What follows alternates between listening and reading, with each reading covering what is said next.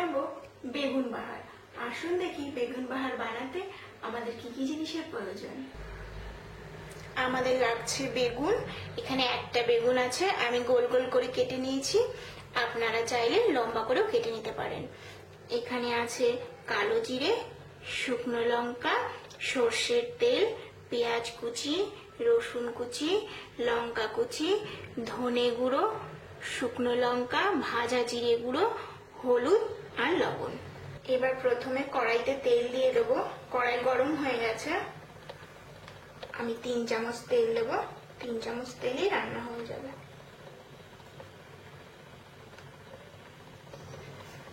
এবার এর মধ্যে শুকনো লঙ্কা আর কালো জিরে ফোড়ন দিয়ে দেবো। খুব সুন্দর গন্ধ হবে কালো জিরে দিয়ে বানালে। আপনারা চাইলে এখানে 5 ফোড়ন ইউজ করতে পারেন, কিন্তু কালো জিরের ফ্লেভারটা বেশি ভালো লাগবে। এবার আমি এর মধ্যে দেব পেঁয়াজ কুচি,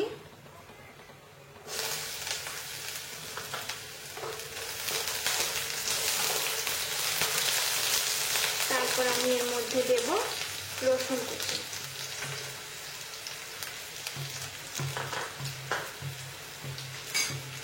একটু লবণ পরিমাণ মতো, একবারে এখন লবণ দিয়ে দিচ্ছি।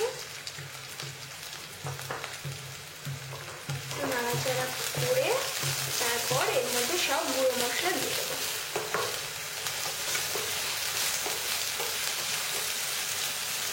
এবার আমি দেবো এর মধ্যে একটু হলুদ,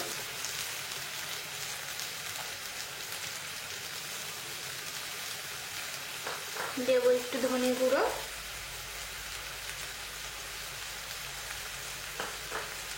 একটু ভাজা জিরে গুঁড়ো,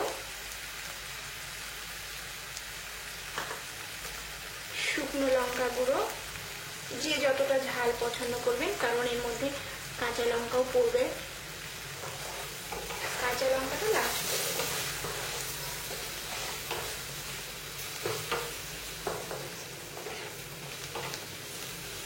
এবার এই অবস্থাতেই এর মধ্যে আমি বেগুনগুলো দেব।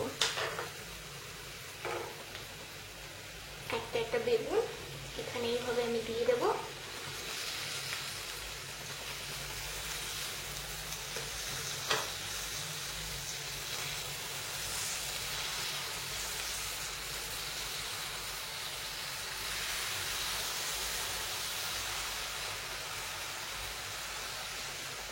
এবার আমি এটা আস্তে আঁচ কমিয়ে 5 মিনিট মতো ঢাকা দিয়ে রাখবো।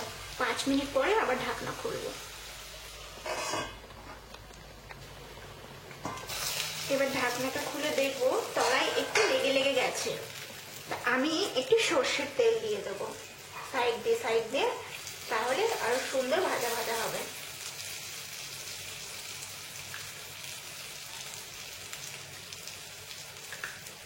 দিয়ে আমি উল্টে দেব।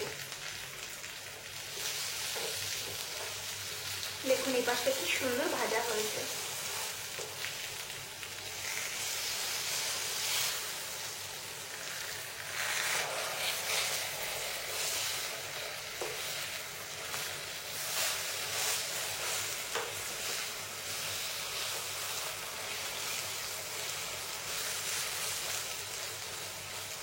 এই পাশটা আরো 2 মিনিট আমি ঢাকা দিয়ে রাখবো, তাহলে ভাজা হয়ে যাবে একদম। ঢাকা দিয়ে রাখবো। এবার দেখবো হয়ে গেছে। নামিয়ে নিই, গ্যাসটা বন্ধ করে দিই।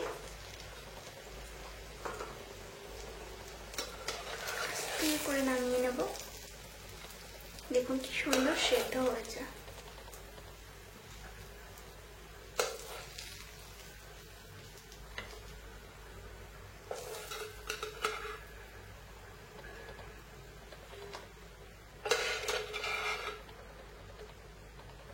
এবার উপর থেকে এই মশলাটা দিয়ে দেব।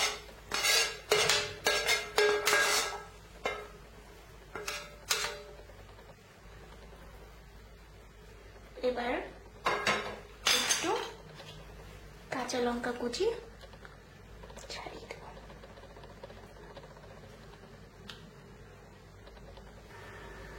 বেগুন বাহার তৈরি হয়ে গেছে। এটি গরম গরম ভাতের সাথে খেতে খুব ভালো লাগে।